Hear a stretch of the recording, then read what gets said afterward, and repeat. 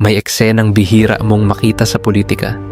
Si Senator Risa Hontiveros pumunta sa Malacanang at nakipagkita kay President Bongbong Marcos. Kasi yung anti-dynasty law na siya mismo ang nag-author, ngayon tinatrato ng priority bill. And that's the point. Hindi naman secret na si Senadora Risa isa sa pinaka-vocal na kritiko ng admin. Siya yung hindi sumasabay sa palakpak at standing ovation nun. Siya yung talagang magsasabi ng ayaw marinig ng karamihan. Pero pag may nagawang tama para sa bansa, umaamin siya. Nung naipasa yung Anti-Pogo Act, she even thanked the administration kasi ganun ang totoong leader. Marunong magbigay ng credit, hindi nagseselos sa progreso.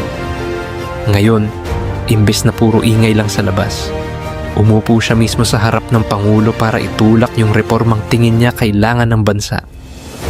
And the huge credit para kay BBM dito. Kasi kung gusto mo talagang umusad ang bansa, you make room for reforms, you listen, and you work with people even if they've disagreed with you publicly. Real change hindi nangyayari sa echo chamber. Nangyayari yan sa mga meeting na ganito. Yung may magkaibang paniniwala pero kayang mag-usap, mag-negotiate, at magbuo ng batas nang hindi isinusuko ang prinsipyo. Kasi in a democracy, hindi goal yung matatalo ko lahat. Ang goal is uusad ang Pilipinas.